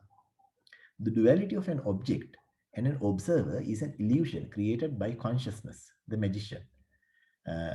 එතකොට මෙතන කියන්නේ දැන් මනසින් එහෙම නැත්නම් මෙතන විඥාණයෙන් consciousness එකෙන් කරන magic එක තමයි විද්‍යාව තමයි object එකක් සහ observer කෙනෙක් create කරන එක. ඒ කියන්නේ object එක කියන්නේ world එක, observer කියන්නේ I මම කියන එක. ඒක illusion එකක්. ඒක ඇත්තටම තියෙන එකක් නෙමෙයි. ඒකට ඒක එහෙම වගේ පේනවා. Then being obsessed by this illusionary duality is the root cause of suffering.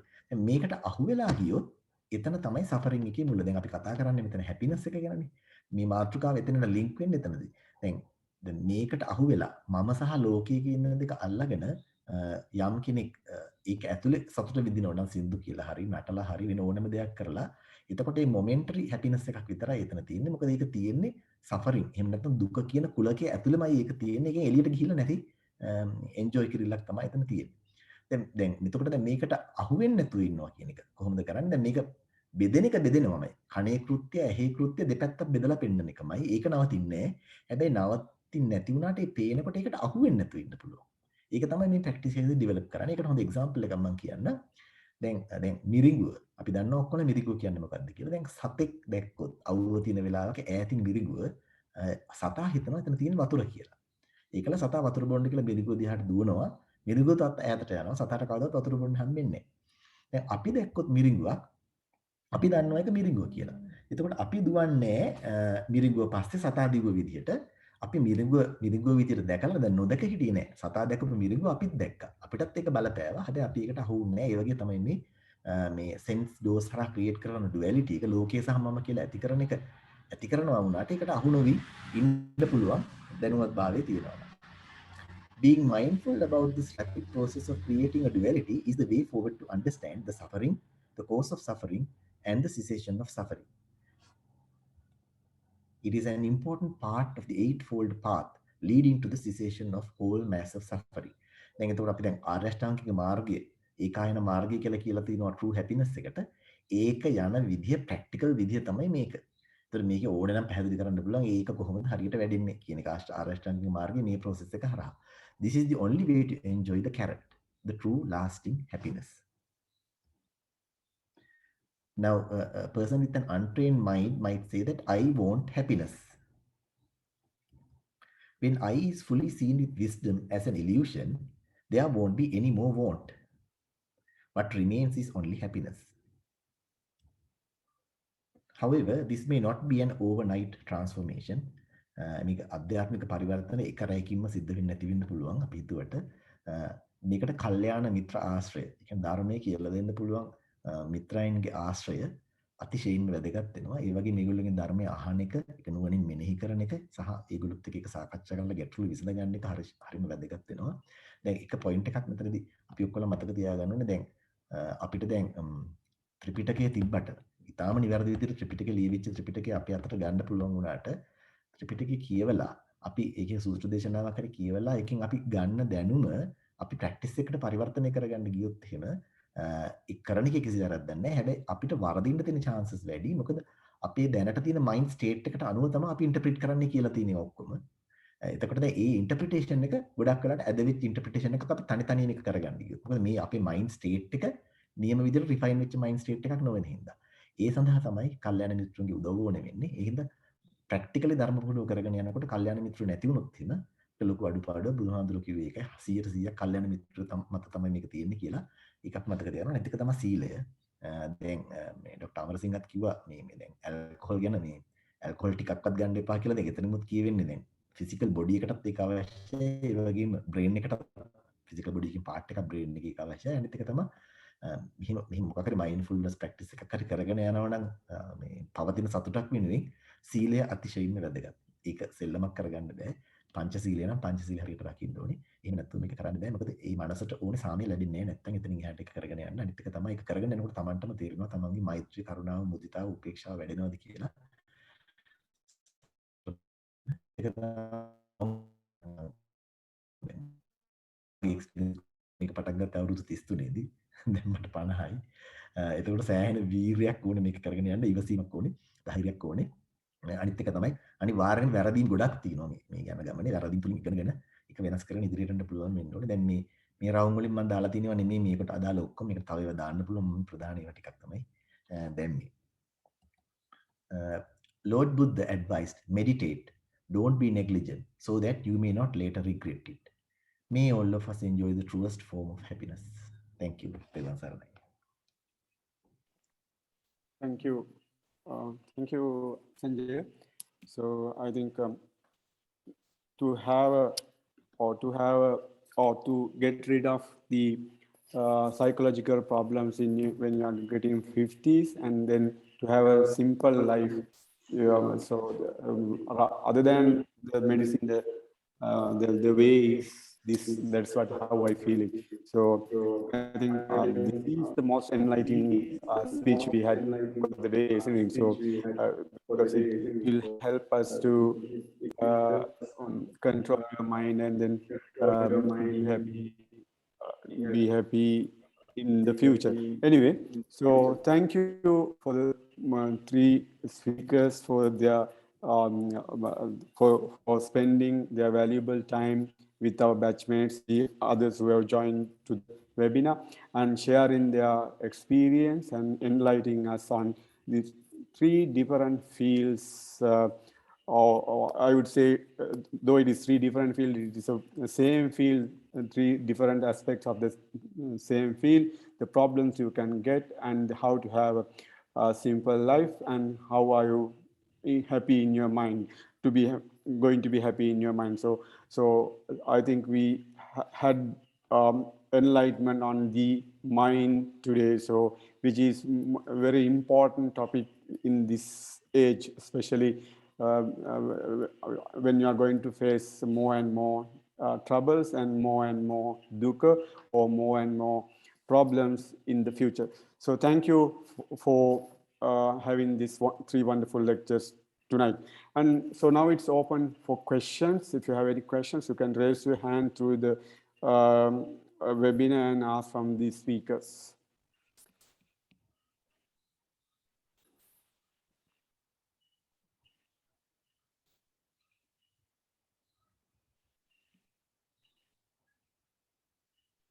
So, Adikari, can I ask you a question regarding this? So, when we talk about the Buddhism, so there are characters of the Dhamma. That means that the Dhamma itself has its own qualities, right? Isn't it? Yeah. So, do we have to have a long time to witness these changes? So can we do it then and there, or can we feel this happiness then and there? It's like this, Kanchana. Now it's relative, no? I mean, article මෙච්චරට නම් අච්චරට කොච්චරද කතාව එකක් මෙතන තියෙන්නේ. Now what බුදුරජාණන් වහන්සේ has said is that if you do this, you will feel it immediately, as you said. එනකොට ඒකෙන් කියවෙන්නේ නෑනේ මේ realization එකකට යනවා කියන එක immediately. තියෙන පොඩි realization එකට සාපේක්ෂව ඒ වෙලාවට සතුට ලැබෙනවා. ඒක හොඳ point එකක් ඔය raise කරපු එක. ඒ කියන්නේ කවුරු හිතනවා නම් මේක ඉවරලා ගිහිල්ලා ඉවරලා අන්තිමට realization එකට ගියාට පස්සේ තමයි සතුට වෙන්නේ කියලා. එහෙම එකක් නෙමෙයි මේක. ඒ වෙලාවට තමන්ගේ මොන හරි දෙයක් මේ අවබෝධ වෙච්ච ප්‍රමාණයට සතුට දෙනවා. එතකොට මේ practice එක යන කට්ටියට ඒකේ යාම සරහාම mindfulness practice එක පටන් ගත්තේ දවස් ඉඳලම හරියට නුවණ තියාගෙන ඒක කරගෙන ගියොත් අනිවාර්යයෙන්ම සතුට ඒ වෙලාවට ඒ අර්ථ තිබ්බ ප්‍රමාණයට සතුට හම්බෙනවා. මේ හැබැයි ඒ සතුටේ තියෙන එකම ගැටලුව තමයි unless you go to a transformation, then with the stages, mental stages, it can always reverse. But it goes into a transformation, then it will not reverse. You can appear the mind mind. So that is the only thing. So that Lord Buddha has said there are 4 stages like that, which is, which could be a goal for any of us. Okay, to reach one of those stages, but it might be a long way to go. That's what I meant. Okay. For that, you will have to have patience, courage, and those things, to achieve a state that will not, go backwards. Okay. That was the point I wanted to raise. Yeah. Okay. Thank you. Adikari. Oh, Bandara. ගොඩක් දෙනා හිතනවා මේ ධර්ම මාර්ගයේ ගමන් කරන්න භාවනාව practice කරන්න පෙර අපිට ගොඩක් ධර්ම දැනුම අවශ්‍යයි කියලා. මොකක්ද ඔයාගේ අදහස ඒ ගැන? නෑ නෑ ඇත්තටම දැන් මම මේ ටික කිව්වේ දැන් මම ගොඩක් දේවල් ධර්මය ගැන දන්නේ නෑ ඇත්තටම. මම ධර්මය ගැන දැනගන්න කලින් මම ප්‍රැක්ටිස් කරන්න පටන් ගත්ත කෙනෙක් ඇත්තටම. එතකොට මම ගොඩ ප්‍රැක්ටිස් කරපුවා වැරදි වලට කරේ මුලදී. හරිද? ඒ කියන්නේ මම දැන් මම ඇත්තටම පොත් කියවලා ප්‍රැක්ටිස් කරන්න පටන් ගත්ත කෙනෙක්. මට පස්සේ කාලෙක තේරුණා මම දන්නේ නෑ මම මොනවද කරන්න කියන එක. අනිත් එක දැන් මම ප්‍රැක්ටිස් කරන්න පටන් ගද්දී මට ස්ට්‍රෙස් එකක් තිබ්බේ නෑ දැන්. ගොඩක් මං කියන්නේ දන්න කට්ටිය කරන මම සාමාන්‍යයෙන් මම විනෝදෙන් ඉන්න කෙනෙක් මම hina වෙලා කතා කරලා ඉන්න කෙනෙක් ප්‍රැක්ටිස් එක මම පටන් ගත්තට පස්සේ මට තිබ්බට වඩා ස්ට්‍රෙස් එන්න පටන් ගත්තා. මොකද දැන් මේ වැඩේ හරියට වෙන්නේ නැහැ. හුස්ම බලන්න ගියාම හුස්ම පේන්නේ නැහැ. එතකොට මයින්ඩ්ෆුල්නස් නෑ. ඒ කියන්නේ මම ඒක තමයි කිව්වේ මේක මේ පොත් කියවලා විතරක් කරන්න පුළුවන් එකක් නෙමෙයි. කොච්චර පොතපතේ නිවැරදිව තිබ්බත් අනිවාර්යයෙන්ම කල්යාණ මිත්‍රයෙක්ගේ ඒ කියන්නේ හරියට ධර්මය දැකපු කල්යාණ මිත්‍රයෙක් හොයාගන්න පුළුවන් නම් වඩා හොඳයි. එහෙම නැත්නම් අඩු ගන්න ධර්ම දැනුම හරිය තියෙන කල්යාණ මිත්‍රයෙක් කියලා දුන්නොත් හරියට ඒක අපිට ඒක අල්ලගෙන යන්න පුළුවන්. ඉතින් ඒක තමයි මට හිතෙන ධර්ම කියන දැනුම මූලික හෝඩියෙන් පටන් ගන්න යන්න පුළුවන්. දැනුම යද්දි ඇඩ් වෙන එකක්. නැත්තම් මේ අනිත් පැත්තෙන් දැන් ධර්මයට සම්බන්ධ පොත් කියවත හැකි novels කියවනවා වගේ. දැන් ගොඩක් කට්ටිය ධර්මයට සම්බන්ධ පොත් කියවන්නේ novels කියවනවා වගේ. ඒ කියන්නේ ඒගොල්ලෝ හිතනවා දැන් මේ පොත කියවුවට පස්සේ හරි කියලා. එහෙම එකක් නෑ. සමහර වෙලාවට පොතේ පළවෙනි පිටුව කියලා ප්‍රැක්ටිස් එක කරන්න වෙන්න පුළුවන් සති ගාණක්. පළවෙනි පිටුවේ ප්‍රැක්ටිස් එක. එතකොට ඊට පස්සේ තමයි දෙවෙනි පිටුව කියන්නේ. මම කියන්නේ දැන් 100ක් එහෙම ඇප්ලයි වෙනවා කියන එක නෙමෙයි. දැන් මාත් ඉස්සර පොත් මුල ඉඳන් අගට කියවන්න පටන් ගත්තා. ඒකෙන් වෙන්නේ කන්ෆියුස් වෙන එක විතරයි ඇත්තටම. ධර්ම දැනුම කියන එක ඔබට හොඳ අර සෙන් හාමුදුරු කෙනෙක් එක්සැම්පල් එකක් තියෙනවා මේ ප්‍රොෆෙසර් කෙනෙක් ගිහිල්ලා ඉවරලා බණ අහගන්න කියලා. කියන්නේ මේ බුද්ධ ආගමේ තියෙන හරය මොකක් හරි අහගන්න කියලා සෙන් හාමුදුරු කෙනෙක් ගාවට ඒ හාමුදුරුව මේ මෑත් එක්ක ඉතින් ආගිය තොරතුරු ඉස්සෙල්ලා කතා කරනවා. කියන්න කලින් ධර්මයේ ගැන කතා කරගෙන ඉන්න ගමන් තේකක් බොනවද කියලා අහලා ඕක ඊට පස්සේ තේකක් වක් කරන්න පටන් ගන්නවා. තේක වක් කරගෙන යනවා මේ කෝප්පෙමුත් උතුරලා පීරිසිය රද්දලා පීරිසියමුත් උතුරනවා. එතකොට දැන් මේ ප්‍රොෆෙසර් මේක බලන්න ඉඳලා කියනවා මේ මොන හාමුදුරුවෝ කෙනෙක්ද කියලා බලලි ඉවරලා මේ හාමුදුරුවනේ මේ කෝප්පේ උතුරන ඔබ වහන්සේට පේන්නේ නැද්ද කියලා අහනවා. එතකොට කියනවා මේ ඒක තමයි මාත් මේ කියන්න ගියේ කියලා මේ තමසගේ ඔලු ගෙඩියත් මේ වගේ තමයි මේ කෝප්පේ වගේ පිරিলা ඉදිරිලා යනවා. ඕක හිස් කරගෙන ආවේ නැත්තම් මට කිසි දෙයක් කියලා දෙන්න බෑ කියලා කිව්වා. ඒකෙමුත් කියවෙන කතාව තමයි ධර්මයේ සම්බන්ධයෙන් වුණත් ඒක ඇත්ත.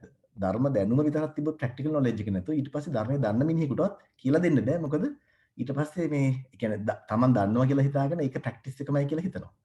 ඒක තමයි හොඳම එක්සැම්පල්. මම ඉගෙන ගත්ත ලොකුම දේ තමයි ඒක මේ යන මේකෙදි මේ අපිට ධර්මය අල්ලගන්න බැරි අපි ප්‍රැක්ටිස් නොකරන හින්දාමයි. දැන් මම 33 න් පටන් ගන්න 50 වෙද්දිත් මම හිතන්නේ දැන් මම ධර්මයේ කඩයිමකට ඇවිල්ලා නැත්තම් හිතන්න දැන් ධර්මයේ තියෙන එක ස්ටෙප්ස් ඒ ස්ටෙප් එකකටත් ඇවිල්ලා නැත්නම් ඒකෙන් කියවෙන්නේ මම ඒක ප්‍රැක්ටිකලි කරලා නැති එකමයි කියවෙන්නේ. ඒ කියන්නේ වීරිය නෑ. ඒකට මම යොදපු වෙලාව අඩුයි කියන එකමයි කියවෙන්නේ. ඒක ධර්මයේ වැරද්දක් නෙමෙයි. නැත්තම් ඇත්තටම බුදුහාමුදුරුවෝ කියලා තින්නේ ඔය සතිපට්ඨානේ මම කිව්ව දැන් 4 සිහිය තියාගන්න 4 හරියට තිබ්බනම් දවස් 7ත් අවුරුදු 7ත් අතර කාලෙකින් රහත් වෙනවා කියලා කියලා දෙන්නේ කියලා. ඒ කියන්නේ true happiness එකම එනවා එතනින්.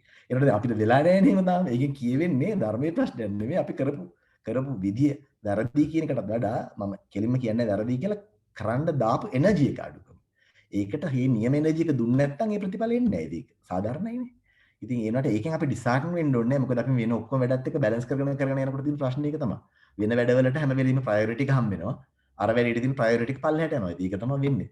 දැන් ඇත්තටම කියනවනේ දැන් මේ ටොපික් එක ආපු හින්දා අනිත් මෙතන ගොඩක් අපේ බැච් මේස්ලා ඉන්න හින්දා මම මේක ස්ටේජ් එක කරගන්න මේක 100ක් 200ක් ඉන්න මම කියන්නේ දැන් මගේම බැච් මේස්ලා මම දන්නවා සමහර කට්ටියට කොච්චර මම ඔය සම්බන්ධයෙන් නිකන් හින්ට් දීලා තියෙනවද කොච්චර ස්ටිමියුලේට් කරලා තියෙනවද කියලා. ඒ කියන්නේ මේක මෙහෙම දැන් එතකොට දැන් අපි දැන් කොච්චර ලයිෆ් එක සිම්පල් ලයිෆ් එකක් ගෙනිච්චත් අපි කොච්චර කම්ප්ලිකේටඩ් ලයිෆ් එකක් ගෙනිච්චත් මේ වෙද්දි අපිට පුළුවන් නම් මේකේ ප්‍රැක්ටිස් එකට බහින්න හරියට කෝ එකට we will be happy people. අර කාංචන කිව්වා වගේ පටන් ගත්ත දවසේ ඉඳලාම හැපි වෙන්න පුළුවන්.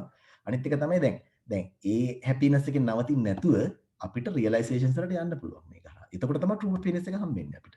නැත්තම් ඒවා temporary momentary happinesses විතරයි. මේ ඒකෙන් සෑහීමකටපත් වෙලා අපි ඉන්න එක තේරුම් නැහැ. මොකද කියන්නේ අපිට relatively අපිට හැකියාව තියෙනවා සෑහෙන දේවල් මේක කරගන්න. මොකද අපේ life stable, අපේ job එක සෑහෙන දුරට stable, අපිට income එකක් එනවා දිගටම, අපිට හොඳ තැනක් තියෙනවා සමාජයේ අපි දෙයක් කිව්වොත් කට්ටිය අහනවා. එහෙම ස්ටේජ් එකේ ඉන්න කට්ටියට මේ ස්ට්‍රගල් කරන්න නෑනේ ලයිෆ් එකත් එක්ක ගොඩක්. එතකොට එහෙම අඩු කට්ටියට මේක කරන්න ලේසියි. මොකද මනසේ සාමය ඔල්රෙඩි තියෙනවා සෑහෙන දුරට. කියන එක මට හිතෙන්නේ. තව questions තියෙනවා බලන්න පුළුවන් questions දෙකක්. Hi, Sanjeewana. Sanjeewana, I have a question for you. Hello? Sanjeewana? Yes, I was just typing the answer. I read the question. Yeah. Hello. This is my question, Sanjeewana. So, with your experience, what is the percentage of doctors? So, what is the percentage of men or people in 50s have this psychological problem in Sri Lanka? Have you got data on that? Or? Well, yeah, generally if you take the depression, the rate is lifelong depression rate is about 1 in 10, like 1 in 10 people get depressed sometime during their life. So if you take late the depression, the figures are WHO what gives is about between 10 to 20%. So between 10 to 20%. Okay. And I think, Kanchana, there was another question about anti-dementia drugs. Did you see that? There's another question on anti-dementia drugs. Yeah. I can't see it, Sanjay. How effective are the anti-dementia drugs currently available? But Dr. Y.A. Inangasekara has asked that. So, yeah, that is that, anti-dementia drugs they're not very effective. The currently available ones are rivastigmine and donepezil. Out of those, if given very early, may prevent decline. And also, if they are given early on, and also they can also be effective in some of the behavioral symptoms, but they are not really very effective in severe dementia when it's where the dementia is severe. Memantine is supposed to be good in severe dementia, but clinically we don't see that much good effect. So actually, what it can do is perhaps delay the progression, but we can't achieve a cure by that. And then there's another question from about okay. Yeah, so one more thing I would like to ask Sanjeewana. So after listening to your lecture, now we have an insight. What are the things that may tell you that you have got an element of depression in you? So is there a way as medical practitioners for us to reach you or any other psychiatrist in the system? So is there a way of doing that? So maybe most of people would like to come in a very secure channel, isn't it? Yeah, I mean, as far as you all are concerned, I'm more than happy to help anyone. Right? I'm more than happy to help anyone. I mean, you can share my number, I'll share my number. So as far as batchmates and friends are concerned, I mean, you are more than happy to call me. This is my mobile number. And but also now we have, for this COVID, we have started a hotline for frontline workers. We have started a hotline for frontline workers with the COVID-19. And there is a specific number, and a senior registrar or a consultant will answer that. So that's something that we are providing for the doctors in Sri Lanka and nursing doctors. Of course, consultant psychiatrists are available in almost all the hospitals now. Consultant psychiatrists are available in all, but if you want to talk confidentially, there is this number. For the general public, there is a counseling hotline at National Institute of Mental Health. That's called 1926. That number is 1926. And that is a free number. You can get advice when the general public. For the doctors, we have, and the nurses, we have a special number now, which is still effective. Unfortunately, we get very few calls because I think mostly people must be talking to their known psychiatrists in the area. But if any of you have any issues, I'm more than happy to help you all out. You can call me, and definitely I'm more than happy to help anyone. Right? Okay. Thank you. So I got one question for Ruwan also. So the things that you were talking about, to have a simple life, that differs according to the structure you are in the social structuring system, isn't it? So is there a way that we can identify the simple living is this for my group or something like that, or is there any other way? Yeah, that's why, Kanchana, that's why I told you from the beginning, that depends on our values, which we develop from our childhood. So, which is simple to me may not be simple to somebody else. So that depends actually on our values, which were developed from our childhood. Is it clear? Okay. So are there any more questions, my dear batchmates? Yeah. I have a question. Okay. Hello, Yeah, can yeah, you we hear can me? hear. Yeah. So good evening, all of you. So actually, I couldn't go through all the lectures, but I have a question from Dr. Sanjay. Sanjay, can you hear me? Yeah, Arjuna, I can hear you. Yeah. My question is, මම හිතන්නේ සංජය සෙල්ල මතු කරා ධර්මය සම්බන්ධ කතාවක්. එතකොට මට තියෙන ප්‍රශ්නේ තමයි දැන් මොකද දෙනෙකුට ධර්මයේ පිළිබඳ දැනුම තියෙනවා. ඔව්. අතරම අවබෝධයක් තියෙනවා. ඔව්. ඒත් ප්‍රඥාව නැහැ. එතකොට මේ තුනේ වෙනස මොකක්ද? දැන් මම ඉතින් ටිකක් කිව්වා. දැනුම ගැන කිව්වා, අවබෝධය ගැන කිව්වා. ප්‍රඥාව කියන කාරණේ මම හිතන්නේ වැඩි මතුවෙන්නේ නැති නිසා මම මතු කරන්නේ ඒක සම්බන්ධයෙන් පොඩි පැහැදිලි කිරීමක් කරන්න පුළුවන් කියලා. ඔව් අර්ජුන ඒ ක්වෙස්චන් එක හොඳයි. දැන් මෙහිමයි දැන් ප්‍රඥාව කියන එක මම එතන වචනයක් විදිහට පාවිච්චි කරන්නේ නැති වුණාට දැන් ඔය process එකේ යනකොට දැන් හිතන්න කෙනෙක් mindful වුණොත් දැන් සිහිය සහ නුවණ එකතැන තිබ්බොත් එතකොට එයා ඒ වෙලාවේ මනසට අහු වෙන දේවල් එක්කනේ එයා ඉන්නේ.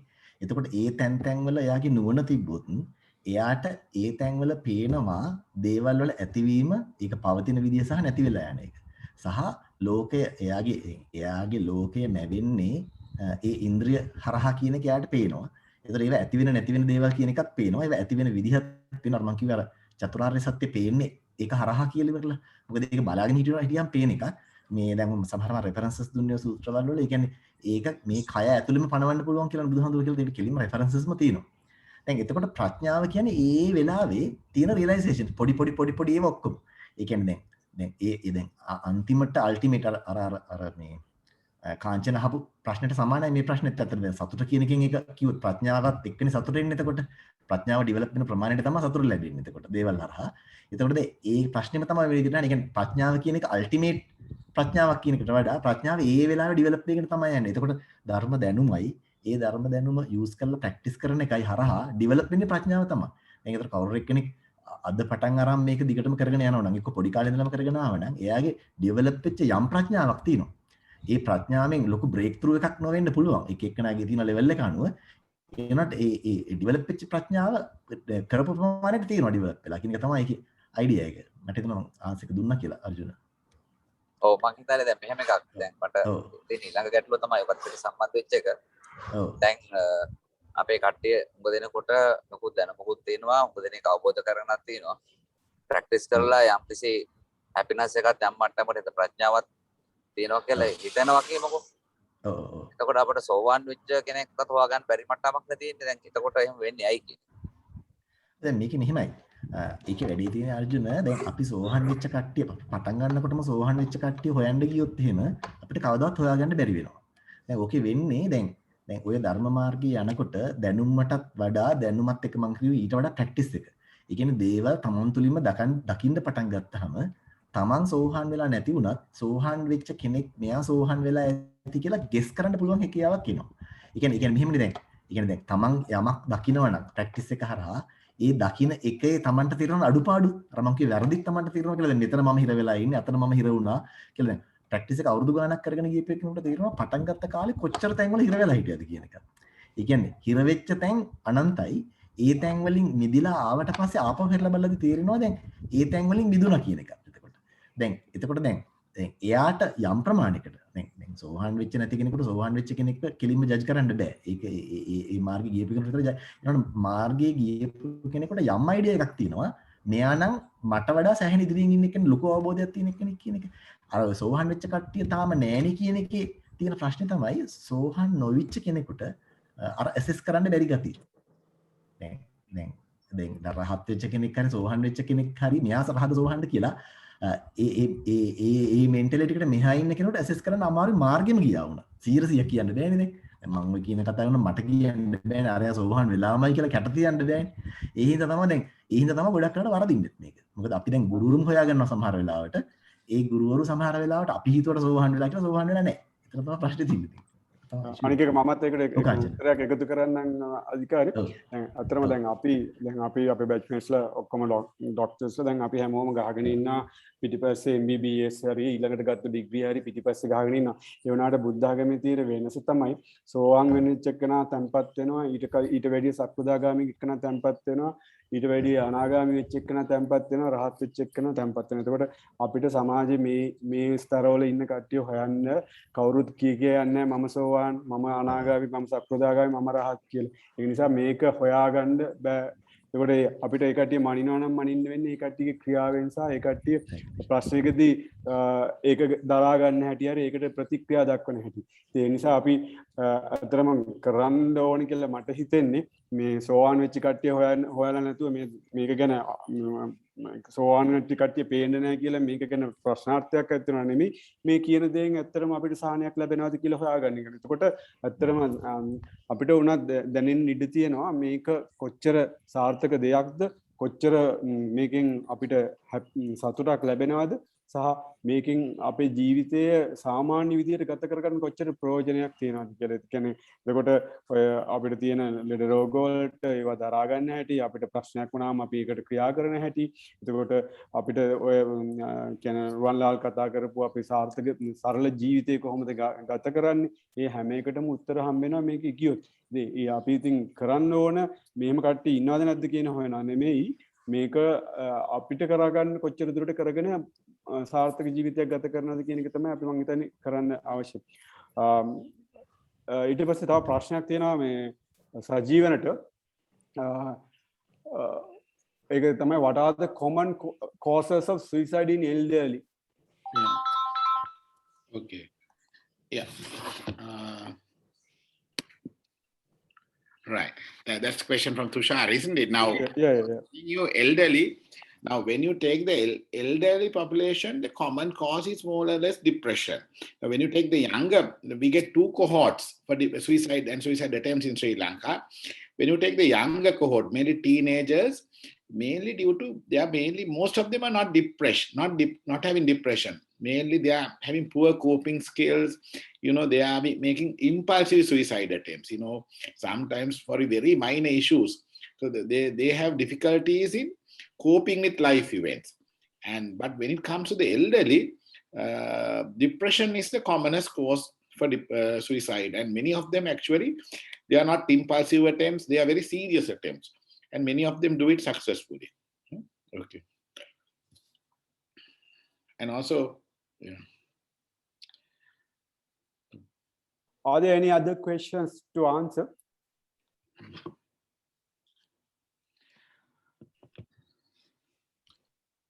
Okay. In the absence of any other questions, I would like to thank PeMSAA for allowing us to have this platform and then having a one. And then I thank Saidus Kadila for sponsoring this event as well. And we would like to encourage PeMSAA encourage PeMSAA to have more similar things like this in future, especially during this COVID season. And I would like to ask the other joiners from other than our batch to leave the forum now and then let the 91-92 batch to have a fun time for another half an hour or so. So thank you very much, Sanjeewana, Sanjaya, and Ruwan for their enlightening lectures. And I'm once again thanking PeMSAA and Prof. Tushara Kudagamana for allowing us to have this session. Thank you. And on behalf of the organizing committee, I would like to thank Prabha, Ajanta, and then Tushari for the work they did behind the screen to have this successful event today. Thank you. Thank you very much. Thank you, Kanchana. Good night. Thank you.